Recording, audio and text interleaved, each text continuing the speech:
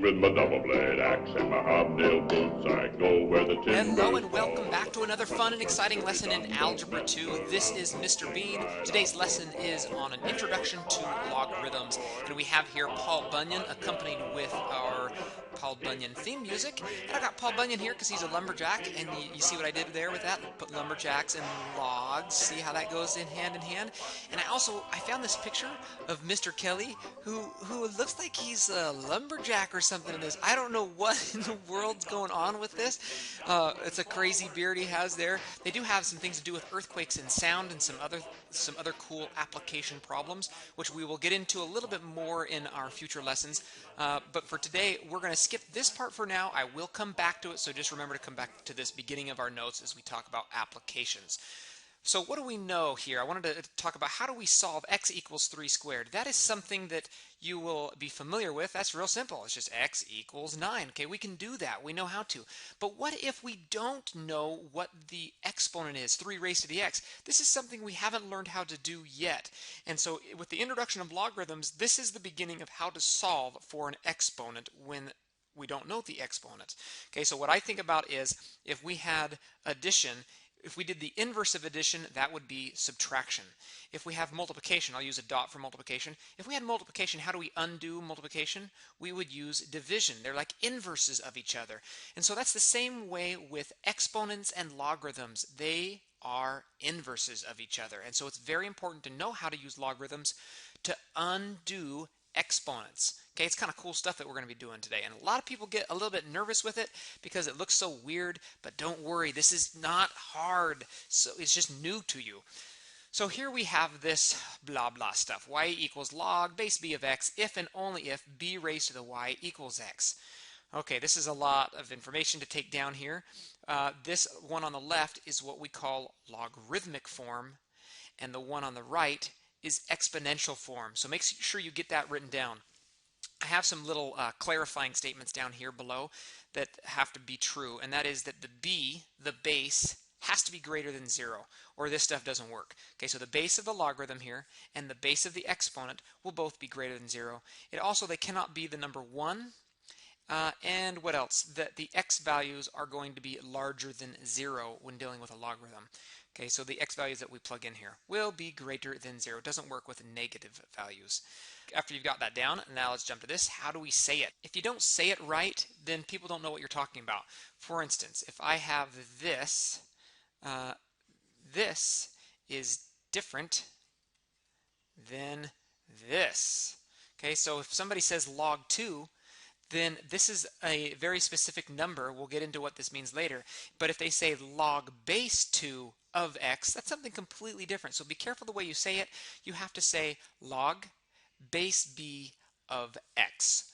Okay, so in fact, if we were all in a class together right now, I would make you all repeat it. So maybe you've got a little brother or sister walking around you, or your parents are making dinner as you're doing this, but say it out loud anyway. Okay, you ready with me? Here we go. 1, 2, 3. We're going to say this. 1, 2, 3. Log base b of x. All right, very good. Now you look kind of weird, so let's just get back to work here. Number 1, we're going to rewrite this into exponential form. Starting off with logarithmic form, and we'll do exponential. So the way this works is, if we look back at our little notes here, notice that the bases are both bases in the logarithm and bases of the exponent. And then it's going to rewrite this as b raised to the other side. So it's going to be the base is 3, so it's 3 raised to the other side, which is a 5. That will equal 243. This is now exponential form, and this is true. 3 raised to the 5th power. If we did that in a calculator, we get 243. Okay, number 2. The base is a 5. We're going to raise it to the other side, which is a 3. And then 5 cubed will equal 125. That is logarithmic form. See, so easy. Okay, now you can do this on your own. Pause the video now. Do numbers 3 and 4.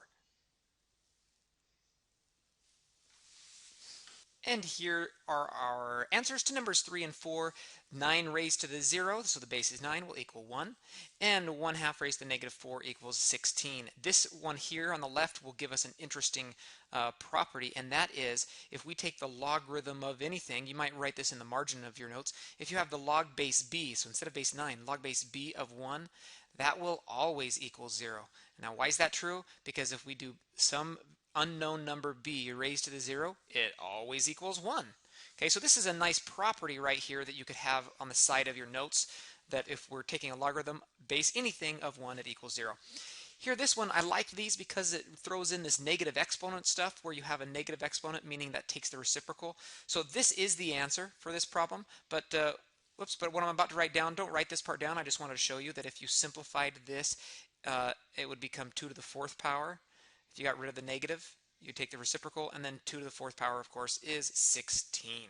Remember our applications at the beginning, earthquakes and sound? Let's talk about that for a minute. First thing we have is what's called the Richter scale. That's going to go in your line number 1. And the Richter scale is dealing with earthquakes. Here we have an earthquake that occurred in Japan on March 11th, 2011. If you remember, this is the famous earthquake that created that large tsunami that devastated northern Japan. You can see here just the bus shaking and this truck shaking back and forth. Pretty powerful stuff. And here we have a video camera outside a swimming pool near Mexico City. Let me fast forward this a little bit. You've got an earthquake that hits, and there we go. Now the earthquake's hitting, and you can see how powerful that is. It's just going to make this thing shake back and forth, back and forth. Amazing stuff. I like to say it's an earthquake, or after holiday season and all those meals, it's Mr. Brust maybe jumping in for a swim. Really, Brust is totally in shape. He runs to school or bikes to school like every day. The guy's a monster. But it's still a funny joke. And so if you should have this added to your notes, that you have something about earthquakes, and that is using a measurement called the Richter scale. All right, we'll come back to more later. Now let's rewrite these in logarithmic form.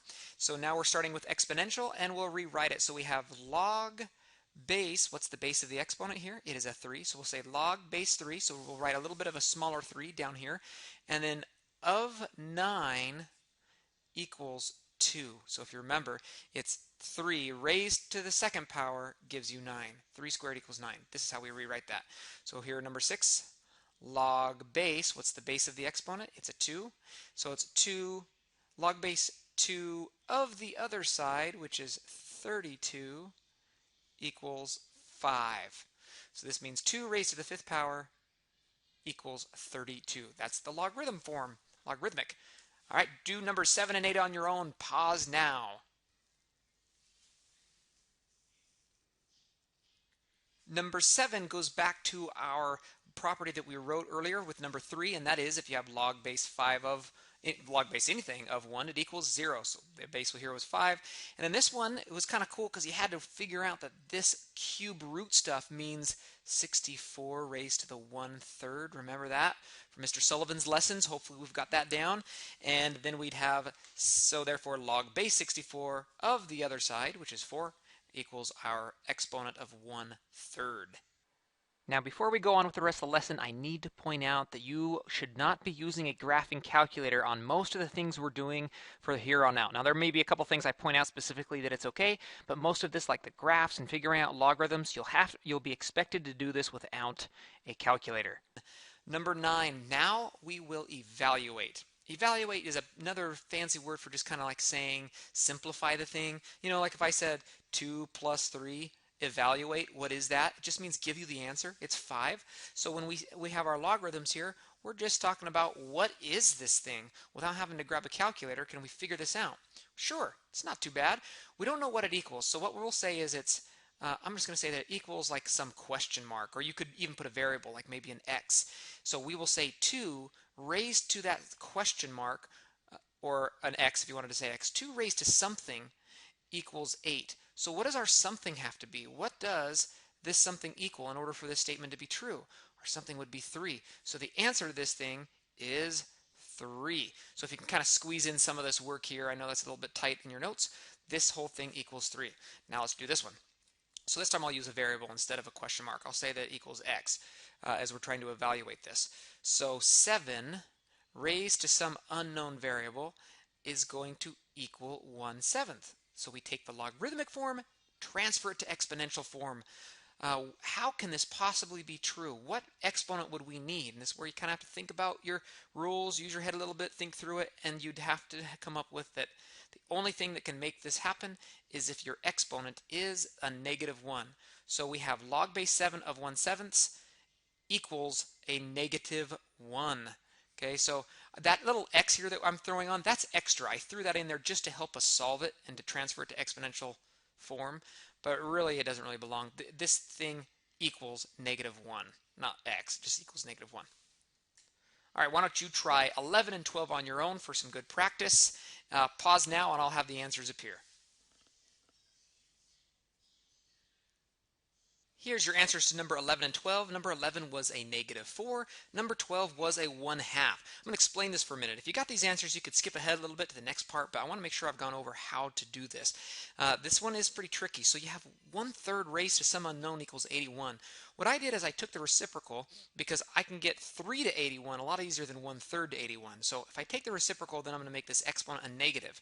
So how do I make this exponent up here would have to become a 4 in order to get 3 to 81. 3 raised to the 4th is 81. So what I'm going to do is I'm saying this entire exponent, negative x, is going to be 4. That's what this next line shows.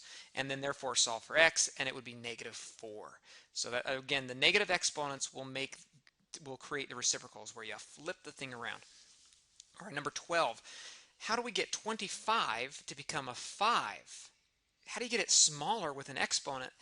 The way you do that is with a radical. So if I took the square root of 25, that would be 5. So square root of 25 is the same thing as 25 to the 1/2, and that's where the 1/2 comes from. Okay, so yeah, you actually have to be good with your rational exponents here with logarithms too. All right, go back to our application. So after earthquakes and Richter scale, what's another thing we've got? We have what's called the decibel level. This is the beginning of your notes again. So with decibel levels, so one thing we've got with decibel levels is crickets.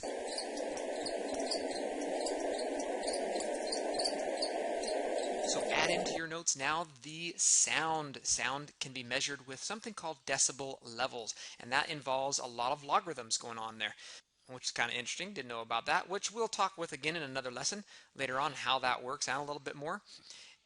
Now we're getting into two things called common logarithms, natural logarithms.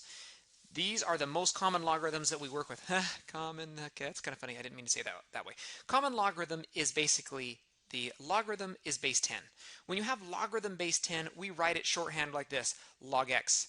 If you ever see log x, it's not that the base is gone, it's just that the base is a 10. We assume it's 10. For a natural logarithm, we have log base e, natural number, okay, log base e, but we don't write log base e, we do this ln thing. I don't know why it's not NL instead of LN, because it's called natural log. You'd think we'd put the N first. I think it has something to do with the Latin way that you say this, like log natural or something like that. I don't really know.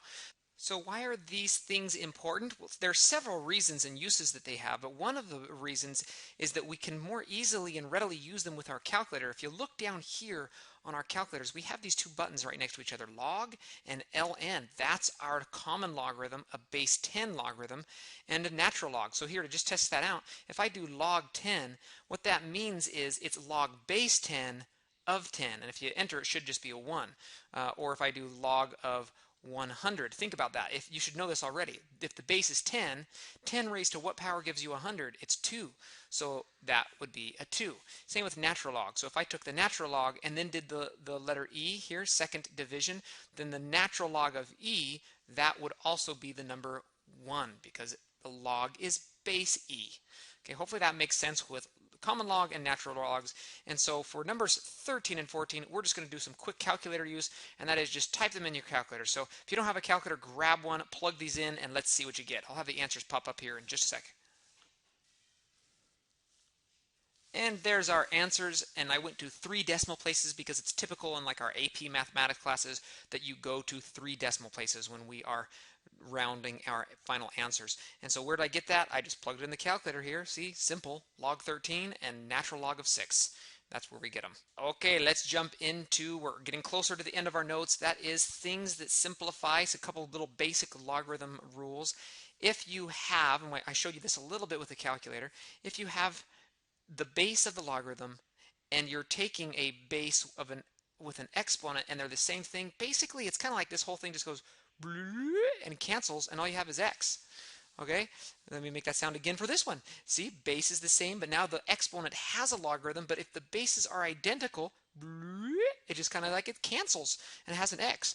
Okay, so look at number 15. We have 10 log 6. This cancels. Why is that canceled? Because the base of the logarithm is a 10. You don't see it, but remember this is a common logarithm. And so the answer to this thing is that it equals 6. All right, how about this one? Well, if we simplified this, I'd actually want to rewrite it. So if I have a base 3, let's rewrite 9 so that it's 3 squared. And then raise to the x. If we raise that to the x, that just means 2 times x. And so the log base 3 of 3 cancels, and all you have left is 2x. Okay, so if you don't have bases are identical, you try to rewrite it so that they are. If possible. And we give you some nice cookie cutter problems so that it will work out that way. If not, then you'd have to use a calculator to help you. Why don't you try 17 and 18 on your own? Okay, and you should have gotten that this one is 3x because it's e and natural logs have the same base. And then number 18, again, natural log and e, same base, log base e of e. And so all you would have left is x over 2. We're just simplifying this, okay? It's a variable. So there's nothing to solve. There's no equal sign here, so don't get confused with that. All right, done with that.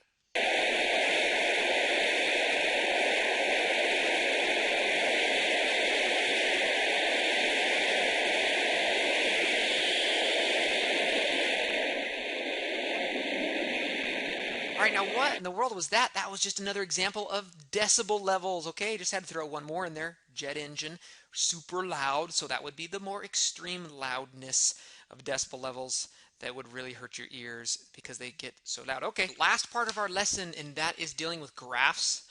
How you doing? You holding in there? I know this lesson's a little bit long, but we got a lot of information we're covering. Graphing. Let's first look at the exponential curve. You see here we've got our exponential curve. It goes through the points 0, 1, 1 comma b, whatever the base was, when it's just a normal old b raised to the x. And we'll say, so the a here is a 1, so it's a 1 in front, 1 times that. And that's where the exponential graph comes from. Well, if the logarithm graph is an inverse graph, that means we can flip it across this line, this y equals x line. It's a reflection point. Or in other words, we can swap the values. So we swap the xy values. That's how we get inverse. So that means it's going to have a coordinate point right here of 1, 0. In fact, let me switch colors. There we go, green. That's pretty. Okay, so then we have 1 comma 0. 1, 0 is the coordinate point for the inverse of this, and then it would be b comma 1. So whatever b comma 1 is, it depends on what b is. We'll just put it right here. Wait, what is this b? That b is a 2? Yeah, that works. So we'll say this one is b, whatever the base of the logarithm is, b comma 1. And then you'd have this graph that looks something, oh man, my hand got bumped. Something like this. Okay, it's supposed to go down here. So originally on the exponential graph, we had this horizontal asymptote that comes across here. On a logarithm graph, you get a vertical asymptote straight up and down, and it's always going to go through these points. Let's do the next one. So the previous example, this was dealing with an exponential growth, and we reflected it to get a logarithm graph. Now we have an exponential decay, and the base is in between 0 and 1. So what does that type of logarithm graph look like? Let's flop these points again. So it's going through 0, 1, so we'll go here and make this become a 1, 0. And then what about this other point? Okay, so in this instance, this b value, the y value, is a half. So I'm going to come out here now to a half and up to 1. This looks a little bit crazy here. So I've got b comma 1. And what this is doing is it's approaching a vertical asymptote here, and it's coming off like this. Okay, that looks craziness, but that is what's going on with the logarithm graph when the base is in between 0 and 1. Be careful not to think that there is a horizontal asymptote right here. There is not a horizontal asymptote right there. That's wrong. But there is a vertical asymptote straight up and down for logarithm graphs. Let's do a couple examples of graphs now. What I'd like you to do to start us off is I want you to draw something like this in the margin, a t-chart. So way off on the left side of your notes, let's draw this thing, and then above it put down y equals log base b of x. And the reason I want you to do this is so that we can say any base. So instead of a base 4, we're going to do a base b. Again, this is on the side of your notes. We'll come back to this in a minute. Well, if I can plug in a b raised to anything I want. Let's just say, for sake of ease, a 0. Well, then that means I would have log base b of b to the 0. What does that equal? Log base b of b cancels, and you get 0. Okay, well, now let's do this one. B raised to, plug in a different number. How about b to the 1? Then when we would get a log, oops, that's supposed to be log base b of b to the 1. Well, what does that equal? Log base b of b cancels, and you get a 1. If I plugged in a b squared, I'd get a 2. If I plugged in a b cubed, I'd get 3. Oh my goodness, can you see the pattern? If I plugged in a b to the 100, you'd get, you guessed it, 100, okay? So what you plug in for a t-chart depends on what the base is. You're just going to plug in whatever the base number. In this first example, it's going to be a 4, and you're going to plug 4 to the 0, 4 to the 1, 4 to the 2, and so forth. All right, so let's do that. So get rid of this. This should be on the side of your notes. I'm now going to fill in an example for number 19, and that is going to be, let's plug in the number 4 to the 0. So plug in a 4 to the 0 here, and what do you get? Log base 4 of 4 cancels, and you get 0. Then we plug in a 4 to the 1. 4 to the 1, so we'll change this, and that's a 1. 4 squared, and that's a 2. 4 to the 3rd, and that is a 3. Now here, whatever these numbers are, well, what's 4 to the 0? 4 to the 0 is just the number 1, so x is a 1. 4 to the 1 is 4. 4 squared, well, that's a 16. And 4 cubed is a big number. 64, I think? Yeah. Big number, it's going to be way off our chart, so we don't really need to worry about that. Same with 16. But the idea was you just use the base. So our first coordinate point, 1, 0. We go 1, 0, put a dot. The next point, 4, 1. 4, 1, put a dot. The next number, 16, 2. So we'd have to go way off this chart over here and then go up 2. What if I went this direction? Well, I could. Remember on our examples that I was showing, if we go back here, these examples, these logarithm graphs are actually never going to go negative. So we have a vertical asymptote right here up and down. Let me draw that thing. We have a vertical asymptote right along the y-axis. So this graph, once we just have a couple points here, you can sketch this graph, and it is approaching that vertical asymptote. Oh, that was a pretty bad sketch, but that's close enough. Okay, you could plug in, of course, 4 to the negative 1. Oops, 4 to the negative 1, and that would give you negative 1. Well, 4 to the negative 1 is the same thing as 1/4. So that's another coordinate point, 1/4 comma negative 1. I could go 1/4 down to negative 1, and it would be there. So if I graph that correctly, it would go through that point. So that's another way of getting some points that are closer if you wanted to use negative values for your x. All right, what's the domain? It's all the x values that are greater than 0. We don't say or equal to 0 because we have a vertical asymptote here. It's not actually going to get to 0. It's all the values that are bigger than 0. And the range, well, it's all the y values that go down to negative infinity and go all the way up. It does slow down, but it goes on forever. So the range is all real numbers. Okay? Now, when we start shifting things, it is exactly like we've shifted things for the entire year with our translations. Okay, so just a quick little reminder that we shift the opposite of what's on inside the parentheses, left and right, and then outside the parentheses, we're going to go up and down whatever that value of k is. So here we go. Let's first figure out some coordinate points before this thing is shifted. So, in other words, ignore the +2 and the -1 that's inside there for just a moment. Log base 3 of 3 to the 0, if we plug that in, we get a 0.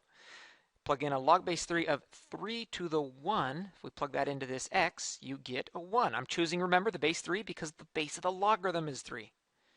Now we plug in a 3 squared, and we get 2. And that's about as far as we need to go because 9 for an x value is way off the grid, so it doesn't make much sense to go too much further.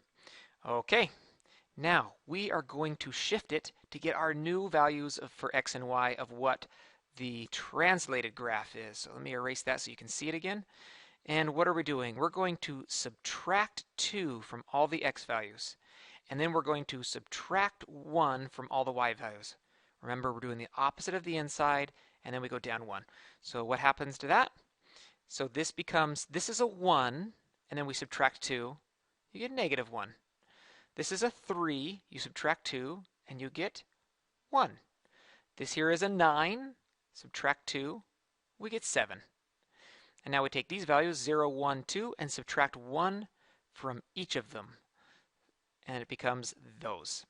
All right, now let's get our vertical asymptote. Where's that vertical asymptote? It's usually on the y-axis, but this shifted over left 2. Okay, so you just have to kind of carefully think through how we shift things. So there's the vertical asymptote. Again, used to be on the y-axis, shifted left 2. And now let's plot some points. So here's our new points. We go -1, -1, and 1, 0, and 7, 1. So 7, 1, 5, 6, 7. It is off the graph a little bit, but I'm going to put that point there anyway just because it will help me sketch a graph of this thing. And it should be approaching that asymptote, curves off. Oh my goodness, that was horrible. It's supposed to be a little bit smoother than that. And there is our logarithm graph. Again, it is not existing on the left side of this vertical asymptote. The domain is all the x values that are greater than -2. And the range is everything. It goes down forever and up forever. Hey, you survived your introduction to logarithms. Big appreciation here to Kelly Bunyan, who helped us out getting through the... Okay, I don't know. This is just dumb. It's just because it's anything I can do to try and make fun of him somehow. And I just thought that was funny with his original picture. All right, hey, this is Mr. Bean signing off. Rock that mastery check, and I will see you in the next lesson.